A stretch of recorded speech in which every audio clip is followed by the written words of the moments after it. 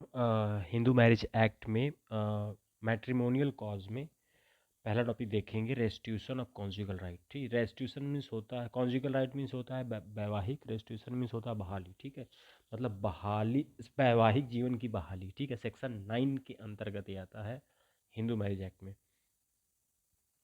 पारस दीवान की बुक है, आप सब लोग जानते हैं। इसमें लगभग 5 से 6 का केस मैं डिस्कस करूँगा, लेकिन जिस केस में ये सुप्रीम कोर्ट ने माइल्ड स्टोन जजमेंट दिया था, उस केस को मैं आपको पहले दिखा देता हूँ। मैं पूरा 1 बाय 1 केस को देखूँगा और आपको पारस दीवान की बुक को मैं फॉलो कर रहा हूँ। इसमें जो कॉन्स्टिट्यूशनबिलिटी ऑफ, ये लिखा हुआ ना, constitutionality of section 9, T Sarita versus T Venkataiah Subba. ठीक है, ये केस है आपका 1983 का। ठीक है, इसमें सुप्रीम कोर्ट ने एक जजमेंट दिया था। और हम शुरू से बात करते हैं। देखिए, इसमें 2 टॉपिक आता है कि मतलब काफ़ी बातें हैं, लेकिन इसमें एक चीज़ है कि यदि आप मतलब आप चले जाते हो घर से 2 कारण से। एक तो अ, सोसाइटी से विड्रॉ कर रहे हो। ठीक है, दूसरा बिना का कॉज के, कोई सेटिस्फाई कॉज दिए बिना आप सोसाइटी से विड्रॉ कर रहे हो। तो ये दोनों कॉज पे इसमें डिस्कशन किया गया है पारस दीवान में, और काफ़ी केस लॉ को इसमें देखा गया है। ठीक है, तो 2 बातें हैं। ठीक है, ये लिखा है guilty party is order to live with aggrieved party. मतलब उसमें क्या होता है कि एक पार्टी जाती है, कहता है मेरी बीवी मेरे साथ नहीं रहती है, उसको मेरे साथ रखो। या हस्बैंड जाता है तो कहता है, ठीक है, या वाइफ जाती, कहता है मेरा पति मेरे साथ नहीं रहता, उसको रखो। लेकिन एट लास्ट में कोर्ट का ये था, 2 जजमेंट दिखाऊंगा मैं, जिसमें माइल्ड जजमेंट था सरिता वाला जो जजमेंट था 1984 का, 83 का। उसको उसमें आया था कि मतलब बाद में रोहतगी और एक और जज है, महिला जज, उन्होंने कहा कि ऐसे कॉन्जुगल राइट को रिस्टोर करके कोई फ़ायदा नहीं जिसमें मतलब लड़ाई पिटाई, बुल की तरह झगड़ा मार पिटाई हो रही, इसका कोई वैल्यू नहीं है। ठीक है, तो इसको बहुत प्यार से, बिना कड़वाहट को तोड़ देने में ही, ऐसे राइटों को आप, ऐसे मैट्रिमोनियल राइट को आप रिस्टोर करके कुछ नहीं पाओगे। ठीक है, तो इसमें आप पढ़ोगे तो आपको यही लिखा है कि without reasonable cause withdrawal of the society. दो ही पे ज़्यादा हम फोकस करेंगे। पहला, विड्रॉल ऑफ द सोसाइटी, मतलब किसी की सोसाइटी से विड्रॉल करने का मतलब, मान लीजिए पति पत्नी कुछ नहीं ला रहा है, उसको घर पे छोड़ दिया। ठीक है, विड्रॉल ऑफ सोसाइटी मतलब उसको अपनी सोसाइटी से विड्रॉ कर दिया, या उसको बोल दिया कि जाओ दहेज लेके आओ, और उसको दोबारा ला नहीं रहा है, या वाइफ हस्बैंड के घर से नाराज़ होकर चली गई किसी बहाने को लेके। ठीक है, तो इसे कहते हैं विड्रॉ ऑफ सोसाइटी। दूसरा है बिना रीजनेबल कॉज, आपको 2 ही मिलेगा। और इसमें एक बहुत अच्छा जजमेंट है, 3 कंडीशन, इसमें आपको 2 ही पे बात होगी। हाँ, विड्रॉल ऑफ सोसाइटी इसमें था तीरथ कौर वर्सेस कृपाल सिंह का केस। इसमें बता दूं क्या होता है कि 2 हस्बैंड वाइफ होते हैं, एक साथ ट्रेनिंग करते हैं, नौकरी पाते हैं। ठीक है, और वाइफ भी नौकरी करती है दूर, हस्बैंड कुछ दिन उसके साथ रहता है, लेकिन फिर उसको दबाव डालने लगता है कि मेरे घर आके रहो, वो नहीं रहने जाती है। तो वो रेस्टिट्यूशन ऑफ कॉन्जुगल राइट का मुकदमा करता है। बाद में कोर्ट को ये महसूस होता है कि नहीं, मतलब इसमें काफ़ी हम एंशियंट बातें कही गई हैं इस केस में। According to order is custom of the Hindu society, the wife is expected to perform the material obligation. मतलब उसको वैवाहिक परंपरा को, पति को फॉलो करना चाहिए, उसको नौकरी छोड़ के उसके साथ ये यूनिलेटरल डिसीजन मतलब नहीं रखना चाहिए, इस तरह का बताया गया है। लेकिन ये बाद में कोर्ट को महसूस होता है। ठीक है, तो मैं आपको एग्जैक्ट उसी पे लेके आता हूँ। 2-3 केस है, लिखा है ना, but cohabitation does not necessary imply that husband and wife live together physical under the same room. मतलब कोहविशन का मतलब ये नहीं होता है। कोहविशन का मतलब सोसाइटी, यहाँ पे मतलब कोहविशन और सोसाइटी दो सेम वर्ड को लिया गया, और कोहविशन मीन्स होता है साथ साथ रहना। तो लिखा हुआ but cohabitation does not necessary imply that husband and wife living together physical under the same room, मतलब एक ही छत के नीचे वो फिजिकल रहे। ठीक है, कोहविशन का ये मतलब नहीं होता है। ठीक है, सेक्शन 9 में वर्ड लिखा हुआ है ना, और word society means cohabitation, sorry, society means cohabitation. ठीक है, cohabitation means living together husband wife that is to say the spouse are fulfil the matrimonial cause. इसका मतलब ये नहीं होता है कोहविशन का मतलब कि वो एक साथ रहें और एक मतलब मैट्रिमोनियल ड्यूटी को फुलफिल करें। ठीक है, देखिए यहाँ पे दो केस लॉ मैं आपको बताऊंगा। ठीक है, refusal of her material intercourse and refuse to give company and comfort. When a husband dump his wife in the father house and thereafter so totally unresponsive ठीक towards her। ये case है 4 number देखिएगा, Sushila versus प्रेम।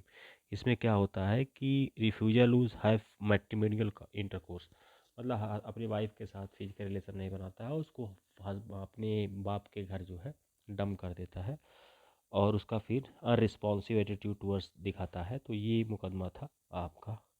ये इसे कहते हैं withdrawal of society. इसको society से विड्रॉ करना, मैंने कहा था ना कि बिना जेन्युइन कॉज को उसको घर पे ले आके लड़की को डंप कर देना या हस्बैंड का वाइफ को छोड़ के चला जाना। ठीक है, दूसरा केस है मॉन्सर वर्सेस मॉन्सर, 1972 का केस है। The house hold rejected by one physical relation couple and difficulty to normal affection does not amount to withdrawal society. ठीक है, मतलब कि यदि वो दूसरे से फिजिकल रिलेशन नहीं बना रहे हैं, हाउस होल्ड, ठीक है, रिजेक्ट कर रहे हैं, तो इसका ये मतलब नहीं कि वो उसके सोसाइटी से विड्रॉ कर लिए। ठीक है, अच्छा एक केस बहुत सिंपल है, देखिएगा इसमें लिखा है, आप इस तरह का रेस्टिट्यूशन नहीं कर सकते, इस तरह का आप हम नहीं कर सकते। Petitioner can not be refuse restitution just because the respondent does not like him, कि या मतलब रिस्पॉन्डेंट हमें पसंद नहीं करता, ठीक है, रिस्पॉन्डेंट हमें प्यार नहीं करता, मेरे साथ नहीं रहता है, या वो बहुत गरीब है, ठीक है, लिखा है ये सब। और भी ग्राउंड और otherwise not fit for proper life compassion, वो मुझे मतलब पारिवारिक सुख नहीं देता है।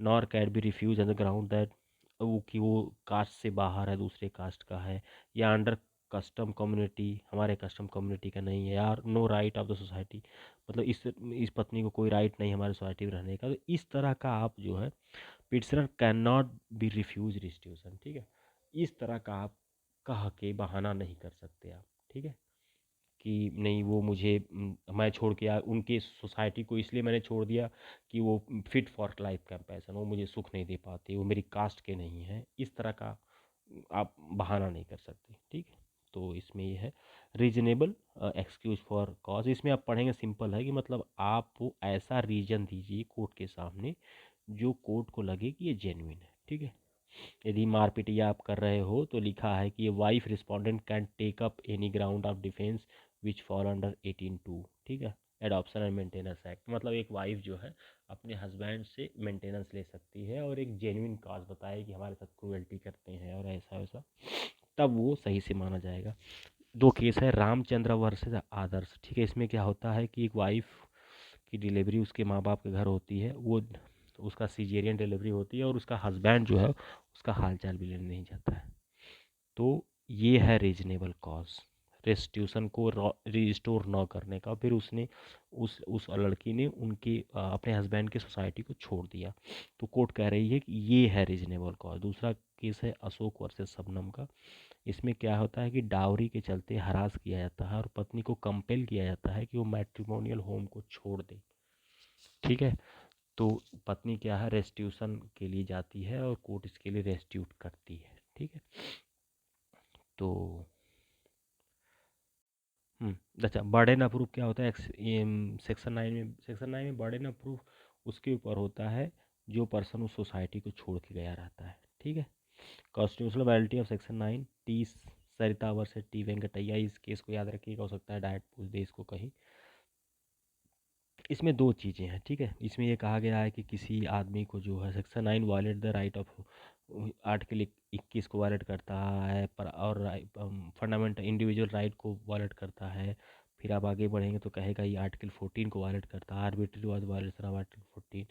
ठीक है, तो इसमें लिखा है कि this judgement has been strongly decide by Awadh Bihari Rohatgi in Harvinder Kaur versus Harvinder Singh में। ठीक है, and has been overruled by Supreme Court in the Saroj Rani versus Sudarshan में, ये सब्यसाची मुखर्जी हैं। इन दोनों ने बाद में देखो देखिए आप एक लाइन बात कही है, आप यहाँ पे देख लीजिए, लिखा है कि such union should be broken with maximum fairness. अच्छा लिखा हुआ हाँ यहाँ पे, when it was become a arena of bounce between two spouse neither restitution nor conjugal, मतलब करा कि यदि आप लड़ाई झगड़ा करोगे, मार पिटैया करोगे, एकदम मारा काटा पे उतर जाओगे, तो फिर क्या वैल्यू मतलब है रेस्टिट्यूशन का, और क्या वैल्यू मतलब है कॉन्स्टिट्यूशनल लॉ। कोई भी चीज़ आपको हेल्प नहीं करती। Such a union should be broken with maximum fairness. एकदम ऐसे यूनियन को अपने अधिकतम साफ सफाई से तोड़ देना चाहिए। एंड मिनिमम बिटरनेस, कम कड़वाहट के साथ तोड़ दो। डिस्ट्रेस ह्यूमिलेशन, ठीक है। The only merit as Rohatgi note is that 1 year of non compliance can lead to divorce, मतलब 1 साल के लिए नॉन कंप्लायंस में जाइए और फिर डाइवोर्स ले लीजिए अंडर सेक्शन 31, ठीक है। और submission, this is the hardly A constellation.